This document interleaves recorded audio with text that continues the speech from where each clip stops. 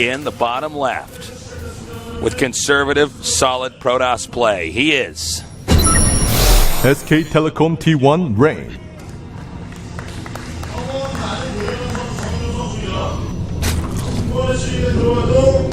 His opponent in the upper right. I'd say he's the rookie here.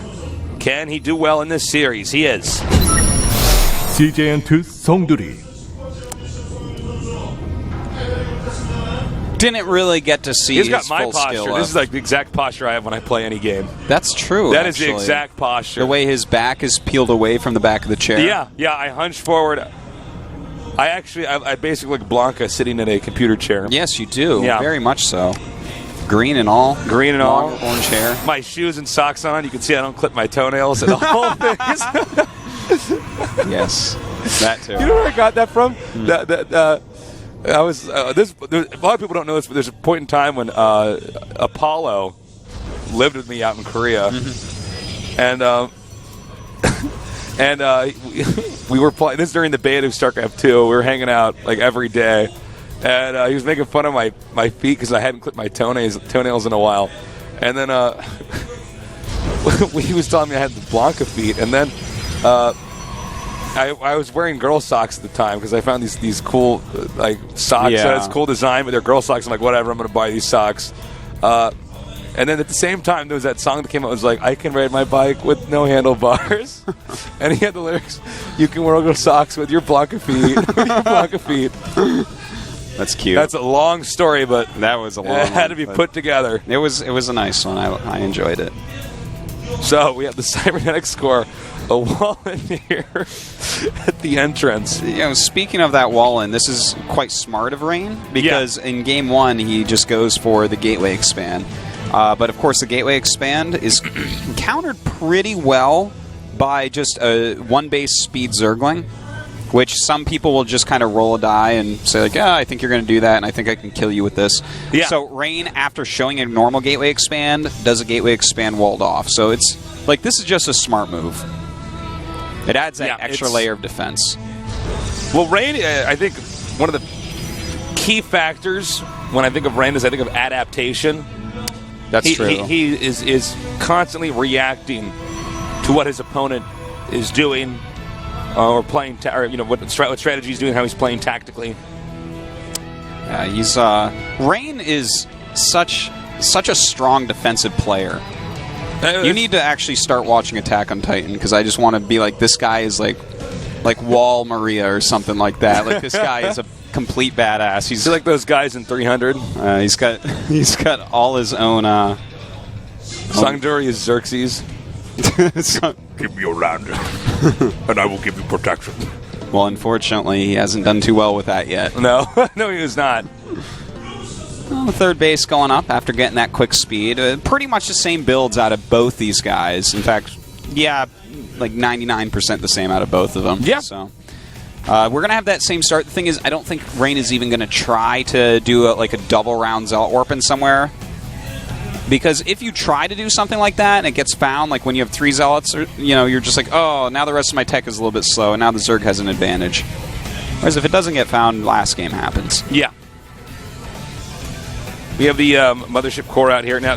This map is kind of funky with the expansions in general. Let's take a look at the Zerg here. Do you see the inconvenience of the fourth base? Viewer at home, not you, Artosis. I know you do. I'm like, yeah, I do. raise my hand. Calling me. The fourth base is actually very removed, as is what would be naturally the fifth and the sixth. So a lot of times Protoss is, if they can just control the Zerg and keep them off the fourth for long enough, the Zerg never gets to the fourth and the Zerg loses. That's oftentimes the plan. Yeah. And the same can be said against Protoss as well. That's true as well. Yeah, Zerg gets a fourth and a fifth up, and you can just keep the Protoss from getting his fourth. Absolutely. One of actually the big problems on this map is the area in between the natural and the third base for Protoss is an area that's really difficult to defend against any sort of huge push. So you basically have to stand on one of the ramps, which makes it easy for Zerg to attack the other ramp, and as you walk down, they get a huge concave. So it actually eliminates some strats. Like a straight sky toss just won't work here. Yeah. Some of these modified Nanowaz type of sky toss can work, but You know, just the if you're just trying to go straight into Void Rays on 3 base or something, you're not going to be able to do it. The amount of force fields required on this map is really quite high to hold 3 bases. All right, the Phoenix is just shaving off some drones here and there. Looks like they might try to edge in here and do a little bit more damage. SonGDuri is doing exactly what he's supposed to. He's just retreating all the Overlords. Is he going to get that? Yep. Retreating all the Overlords back into his base. Which means the Zerg, for now, once he cleans up the rest of these Overlords in the map, doesn't really get to see what's going on for the time being. He'll have to use Lings and other spotters in order to identify what exactly the Protoss is doing. When is he going to move out? When is he going to take that 3rd base? Well, he's actually doing a good job of it. I'm just kind of glancing down the mini-map quite often here. And SonGDuri is on top of his scouting. He has good spreads with his Lings. He's checking that 3rd base. He's poking at the ramp nonstop. And he's not taking too much damage from these Phoenixes so far. So it's a much better game so far for SonGDuri. Definitely a better place than he was in the last game at this time. Well, the creep spread is getting pushed out here now. Robotics support bay here up as well. So he'll start to get a few Colossi out here now. Nice catch here. Very well done. Wow, yeah, that was really good. Yeah, he's got 8 drone kills so far. It's pretty solid. Definitely being he can get this efficient. Overseer. This is actually just out of position. The Spore Crawler can't defend it. And But he's going to start it again. I guess he's not going to get it.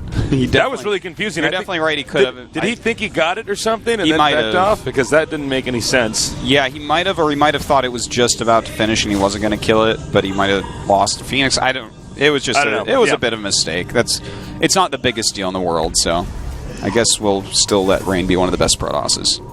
I'm okay with that. It's good. We get to decide. The tasteless signature of approval. I'll sign off on that. Well, we do see once again SonGDuri going for this kind of DRG style. Ling, Hydra. He'll probably go into a bunch of Corruptors to do the bust, and then maybe into Mutalisks from there. By the way, I think DRG has completely turned himself around. Oh, he has. I mean, you got to think every player in this tournament saw that game and went, uh-oh. I didn't think he was going to be playing that well. I feel like DRG was so slick and smooth and great before, right? Much like a snake. And then over time, he fell apart a little bit, and then he rubbed up against snakes are great. in that group with Innovation. He rubbed up against a rock and got rid of his old skin. And here is the new fresh DRG. I like that, Artosis. The pupae stage of the snake is gone. He's now a snake butterfly. Wow. You are a poet, good sir. Thank you. Looks like Zerg debated attacking, or at least wanted to apply some pressure, maybe make the Protoss make more cannons instead of the additional gateways, which is what he wants to get up right now. And it looks like, yeah. I mean, Zerg's not going to attack in here. But instead, just send the Lings around the map and see if there's anything else you can find. I think for sure we'll see an attack, just not quite yet, because he is making Corruptors. And normally, you're not making Corruptors unless they're about to attack you or you're about to attack them. You don't just make them to sit around like you do a group of Hydras or a group of Lings. So he's making a bunch of Roaches as well, for sure. Okay, as Roach speed finishes is when this attack should be hitting. And it's going to have about 8 Corruptors to try to take out the Colossi, and then with the +1 on Roach Hydra and then a bunch of Lings in there to buffer as well, he has a chance of breaking through. Yeah. Yeah, he absolutely does. This is going to be a really nice time up here. By the way, the 4th spotted here. You know, ideally he would have wanted to keep those, or even just 2 Phoenixes over that, and just wait and see if he could spot the drone when it's coming and nab it. Well, here we go. That Roach speed is about to finish. Notice how Rain went up the ramp like we were talking about before. That's where he's going to have to sit. You don't want to sit out in the open. You have to kind of perch yourself back a little. Sometimes people stand in that little area in between, but it gets pretty tough. The surface area Zerg can get is quite huge, as you see. You notice he brings the Phoenixes back here because he wants them to absorb some of the Corruptor attacks here. And here we go. Time Warp coming down right now. Corruptors hitting that first Colossi. It does go down. Sentries here in the front. A lot of Roach Hydra right now. The Stalker's now getting pushed forward just slightly. It looks like Zerg may just barely have enough. The Corruptors continue to chase down that last Colossi. Now on the high ground here, only Stalkers. We're going to need another warp in here from the Protoss if he wants to hold this position here.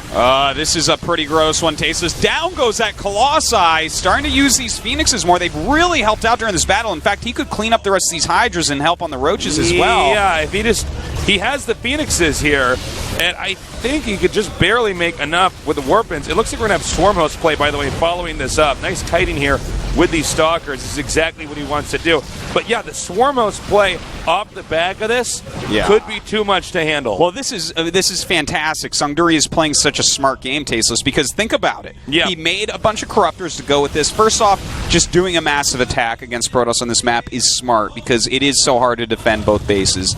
To make the Corruptors, to make sure you kill Colossi, you need Colossi against Swarmhost. Yeah. So now he's switching to that plus Zerglings, knowing that the Colossi count can't possibly deal with Zergling and Swarmhost at the moment. This is great play by SonGDuri. This is really, really smart. Nice transitioning. We don't see this enough in this matchup, but this is a great way to utilize the Swarm hosts. Now, he's got to be careful because if he loses the Swarm host, the Zerg probably loses the game. The Swarm host is one of these things where it's kind of like with Terran in TVT where they suddenly lose 10 siege tanks, and you kind of have to say, well, that he had a good run, but the Swarm hosts take a while to pay for themselves, and if you lose them anytime soon, they haven't paid for themselves, basically. Now, he's getting some Corruptors here as well. That'll pair well with the Swarm host if he just gets one Overseer there, since it's going to be basically impossible to get an Observer over that. That's actually one of the hardest things to do is to properly get your detection. You have to make a lot of Observers, and unfortunately for Rain, he's only on one Robo. So, he actually doesn't even have an Observer right now. Yeah. He will get one before he moves out for sure, but if that one gets picked off, then suddenly his attack is rendered impotent. All right, these Lings are going to clean up this one Zealot here. This is a great Protoss, move, by the way. I love this move with the Stalkers and the Mothership Core coming up behind it. He wants to snipe really something smart. and warp home, but it doesn't look like that's going to quite work. Oh, yeah, he will have to teleport back there. Smart move, though. Yeah, no, it's very smart. Well, this is one thing about the Swarm host is that you can... One way to play against Swarm hosts is to never engage the Swarm host, but instead engage with the Swarm host or not. Exactly. That's really the key. And in fact, he does have that Warp Prism coming up, so we'll see if the Warp Prism can get something done in that main base. Right now, a lot of Stalkers out here, but they're really not a match for this army at all. Stalkers are really not that useful against this. Now, this move here, though, this could be very strong here. Warping in a bunch of Zealots now to attack inside the main. Again, attack where the Swarm hosts are not. The Zerg can't juggle that many tasks with this immobile army of, the Swarm hosts. Well, the Zealot's going to work. A couple of Roaches coming up to help out. There are some Spines warping in as well. But the Zealot's dealing huge amounts of damage so far. The Zerg now going to have a big attack coming up here at the front of the Protoss' base. He needs to back away. He can actually retreat from those Locusts just enough so that they actually run out of... yep, there they are. They're gone now. Oh, he saved all those for a moment, but the Corruptor's going for it. They take out one, and looks like they're going to take out another one. They could even take out the third. Now, here's what he can also do. If he cleans up these Roaches, here it goes. Blinks right at all those Corruptors. Beautiful. Cleans that up. And then takes out this Overseer. Now, if he does this right, he can blink out to the right side of his base, and then circumvent having to engage the Locust, and instead engage the if he could do that, Swarm host directly, that would be perfect. But look at that Locust directly. As this Locust bunch goes up, SonGDuri unburrows and runs back away on his creep to his reinforcements. That was perfectly really, done. really nice. Now remember, there are no Corruptors here, so this Warp Prism can just fly around all it wants, and there's really not much that he can do to stop it. So he certainly will have to send Rain something. is in a really good position. Rain gets the fourth base up, and look at this. She says, I don't need to engage that. I'll just let it run out, burn out. And by the way, Tasteless, we do have the Greater Spire on the way, and this is kind of a neat thing you can do when you have Swarmhost play. If you go for like this one really big push where you have Swarmhost plus Broodlord, you'll break the army. There's too many free units. Yeah, if they don't have like a bunch of Voids or like a bunch of Tempests, something like that, you're just going to break whatever ground composition that they have with this. So okay, now we might see... Oh my God. Look at this. Even as Vipers some harpooning here. Yep. Nice feedback. Melting those Vipers. Great blinding Absolutely clouds. beautiful play here. Blinking on top of that Zerg army. These Swarmos are going to have to run away. The next group of Locusts come out. Nice timing there by SonGDuri. Whoa, we caught the tail end of that. A lot of Lings coming up here now. And it looks like they could hit the third base, the Nexus up here. Well, you know what? This has been just an amazing game so far by SonGDuri. Now, Rain, this is a bad spot to be in, but he does have that fourth base, which now counts as his third down at the bottom. Yeah, and it doesn't look like SonGDuri's even aware of that, which is kind of funny. I think he's just, yeah, I don't think he's actually, He he hasn't scouted it yet, but you could assume as much.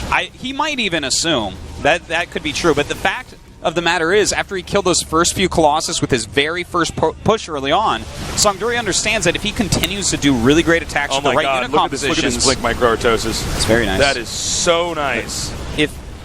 Uh-oh. You know... Uh-oh. He's got to be careful about that. Well, we do have... all he needs to do is basically live till he has these Broodlords. He's making 10 Corruptors total. Once he gets those out, he's going to just roll through the army. This composition is not meant to take on what it's going to be asked to take on, Tasteless. This is going to be very tough for Rain. The Swarm host now edging forward, and he might be able to go around where the Locusts are directed.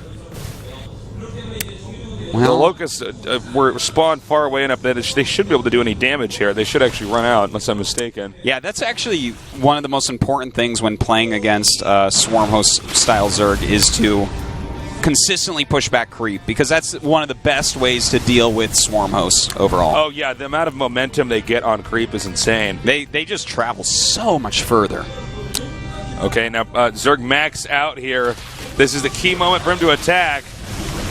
Well, he's got all these High Templars. He does have Storm. He's trying to save that for now. You don't want to cast that quite yet. He's going to want to nail everything that's important with it later on. Roach is now headed down here to find that it was the fourth. Now it's the third base, since the original third base was destroyed. The Stalker's going to come down here and save the day, though. But, well, this is interesting. Now the Roaches are separated from the army. I think that was actually the perfect number of Stalkers to leave behind there, by the way. Yeah, with that cannon support, that actually was just right. Perfect number, yeah. That's Rain for you. If anyone knows the perfect number for defense, it's him. And as you can see here, the Protoss is just barely going to hold this here. Now warping in just a few Zealots. Like we said, basically the exact amount to hold that while still going around the map, controlling stuff. Now, the problem for Rain right now is he's not able to go and attack the top. That is a huge problem. He's playing against 5 base Zerg right now. Yep. And 10 Broodlords on the way that we were talking about before. Thing is, there's 1 Void Ray, there's some Psy Storm, which is really nice, there's 4 Colossi, which is great, and a ton of Blink Stalkers, but just the pure amount of free units that are going to be hitting him, it's frightening. I feel like all he needs to do right now is add just a little bit more. Well, he already has. He's just made a little round of Hydras. He's sent out a couple Queens as well. And I mean, I just don't know if Rain can, like, win this. This is going to be very, very difficult. Now, it is Rain, so you can never count him out. But look, with Broodlords and the Swarm Host, there are so many units that Zerg gets for free with a high damage output that also take up enough space. Yeah, the space is a big part of it. It's a big factor here. They take up enough room that you can't really end up killing the source, which is the Swarm Host and the Broodlord. I mean, things just get surrounded so quickly. One thing I do really want to point out as well, Tace, is he's never made that the Mothership Core again, which I feel like is a huge problem here. This is actually a huge problem a lot of Protosses have been having lately, where the Mothership Core dies, and I feel like the people just like either forget to get it or I think they forget. Yeah, because it's too good for what it is. Now, this is actually a good move if you could get rid of this hatchery here. But the Hydra's coming over here. It doesn't look like he'll quite be able to get it. Protoss getting close to being maxed out, though, and catching up to the Zerg here. And his army composition is getting better and better. As long as he can avoid an actual confrontation against this, he's got 2 more Stargates on the way to actually help deal with these Broodlords. Now, a few good Psy Storms can wipe out all the Locusts. Mm-hmm. It's kind of like what you do against infested Terrans. Yeah. You counter their magic with your magic. Exactly. It's a mage battle in this game. It's a mage battle.